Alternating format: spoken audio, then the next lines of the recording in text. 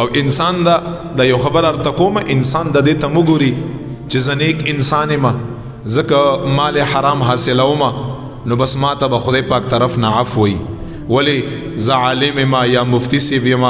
یا قرآن حامل القرآن یم یا سپینګیره یم یا تهجد گزار یم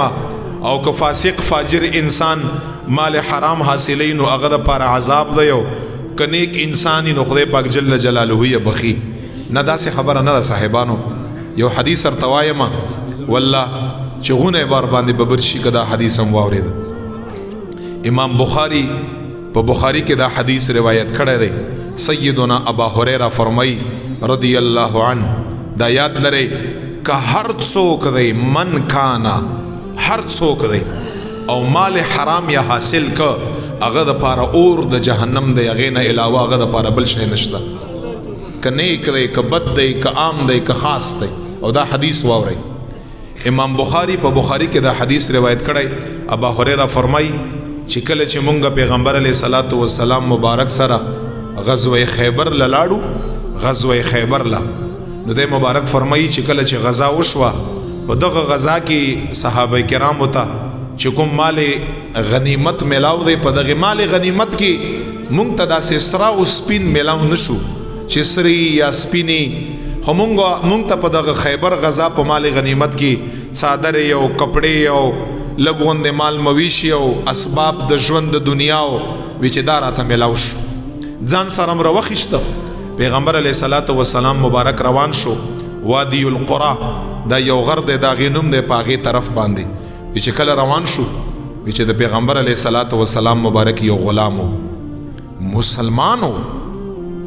ابا هریره فرمای چې دا هغې نومو مدعم څه نامې وه مدعم د هغې نومو پیغمبر علیه صلات وسلام مبارک سره د نبی علیه صلات وسلام خدمت بیکه وی چې کله چې وادی القرا ته صحابه کرام او پیغمبر علیه صلات وسلام را ورسیدو دا خبره واورئ ښه انسان طبیعت ورسره خرابوي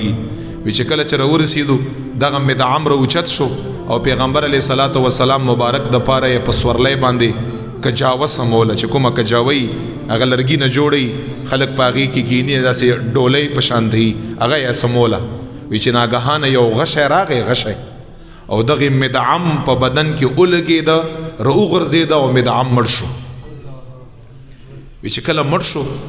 وی چې صحابه کرامو یو بل ته یو خبره وکړه چې څومره خوش قسمت انسان دی چې غزالم لاړ پیغمبر علیه صلات وسلام غلامه مو پیغمبر علیه صلات وسلام په خدمت کې مو او د نبی علیه صلات وسلام کجاوه یې صحیح کوله او یو غشی راغی او په هغې باندې بدن ولګېده او مړ شو څومره خوش قسمته دی رب لا یزال به وختي جنت ته رسولی دوی دا خبره وکړه امام بخاری حدیث دی چې کله پیغمبر علیه صلات وسلام واورېده څه ورته فرمایي ای صحابه کرامو تاسو خدا خبره وکړه چې مدعم دا کړي دي او دا یې کړي دي او دا یې کړي دي بېشک او تاسو څه ووي چې وختي به جنت ته رسېدلی پیغمبر علیه صلات وسلام قسم وخوړ چې قسم د الله په ذات باندې چې مدعم زه وسم دی ځای نه وینمه چې په اور د جهنم کې په یو څادر کې تاو دی سوچ کړئ په اور د جهنم کې په یو څادر کې تاو دی نبی علیه السلام فرمایي او تاسو یې جنت ته ورسېده زه په اور کې نم مدعم صحابه کرام ورته فرمایي چې ولی یا رسول الله ورته فرمایي چې کله غزوه خیبر دا مالی غنیمت یو ځای شو تاسو ته پته نه لګي رسول الله ته خو پته لګي کنه رب لا یزال په ارڅ باندې خبر کړی وی چې وس په غزوه خیبر په دغه مالی غنیمت کې د زما د اجازت نه بغیر یا تقسیم نو یو څادر یا اخیشتایو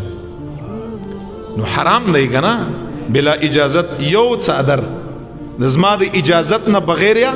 اخیشتا یو او راغی غشی باندې اولګید مړ شو دغه یو څادر چې کوم د مال غنیمت نه وخیشتا او مانې تپوس نو کړی دا د لپاره ناجایزو دا د لپاره حرامو او مغه یو څادر کې زه وسمینم چې راتاو دی او په اور د جهنم کې خدای پاک جل جلاله اچولی سوچ کړئ چې زما استام دا مال حرام یو څادر قدر دی یو څادر عمر دی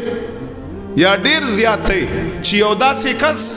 چې پیغمبر علیه السلام سره غزا کړي نبی علیه السلام خادمی نبی علیه السلام یې لیدلی